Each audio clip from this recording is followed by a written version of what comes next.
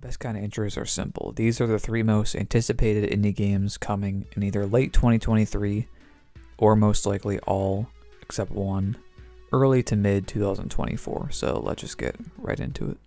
So at number 3 we have our first game, which is called Manor Lords, and this is actually the only game on this list that I had not heard of before. And as you're going to see, actually every game on this list is top 3 and currently in the Steam wish list, and this is at number 3. So, which is why it's number 3 on the list. So this is a medieval strategy game featuring in-depth city building, large-scale tactical battles, and complex economic and social simulations. And you are you're the medieval lord, and you can watch the seasons pass, weather change, and cities rise and fall. So as you can tell, it's a medieval strategy game, which is also a city builder. And even though I've never really been into city building games, I do like strategy games. I love medieval stuff. I've been to London and stuff and viewed all the medieval stuff they have there, and it was really cool. But graphically the game looks really good, and even though I've never played a city building game before, it still is really attractive to me because of all the other themes of it, and it just looks like a good game. And like for me, even if I'm not into the genre, if the game has good looking gameplay and it interests me, I'm still gonna probably give it a try. And a similar game that I would attribute to this is like Elden Ring, where I wasn't into Souls games, but it just looked so good and got such good reviews that I had to try it. And for this game, I think it's the same, not only just for me, but for other people as well. A lot of people are probably going to try this game that aren't into city builders because I assume it's going to get pretty good reviews and just be a really solid game. So it's developed by a company named Slavic Magic, and Steam says it's going to be coming out still in 2023, so we should be seeing more about this game soon. Unfortunately, this game is only on Windows PC, at least for its launch, so I assume it will be coming to other platforms if it's successful and really good, but we'll just have to see. So that's number 3. So the next game on this list at number 2 is Hollowknight Silksong, and like I said earlier, it's the number 2 most wishlisted game on Steam right now. And this is an interesting one, obviously, because this game may or may not exist. We're not really sure yet, us indie game fans. But anyway, Hollowknight Silksong is the sequel to Hollow Knight, obviously, as implies. Developed by Team Cherry.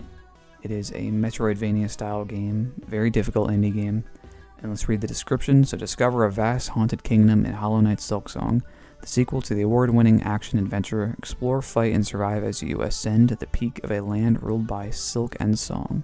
As the lethal hunter Hornet journey to all new lands, discover new powers, battle vast hordes of bugs and beasts, and uncover ancient secrets tied to your nature and your past.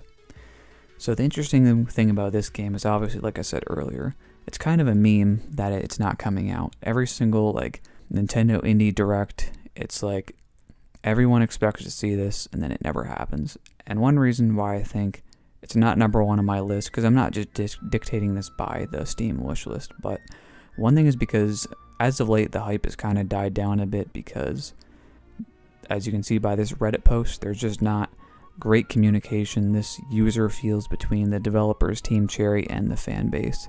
And it's been a really long time since we've seen or heard anything about the game.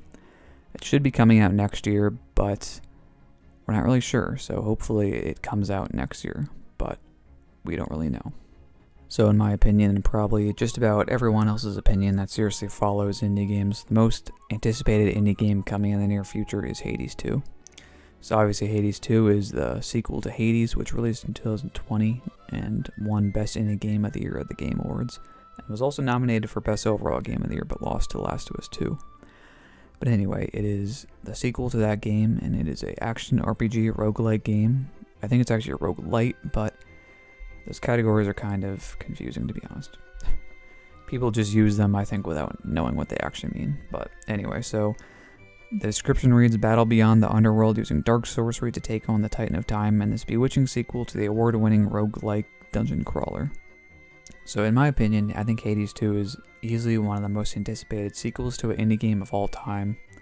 I think that Hades kind of transcended the indie game status. When you think of indie game, you just think of small game, smallish to medium community, but you think of indie games that seriously blew up, and you have like Five Nights at Freddy's and Minecraft, And obviously this is not to that scale, but it's probably like one tier below.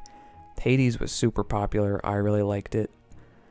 Obviously I did play these types of games before, but not like a ton, but I really liked it. I'm definitely looking forward to this game, and a lot of people played this game that weren't into this genre, and now they are into it now, like I said earlier with me for Elden Ring.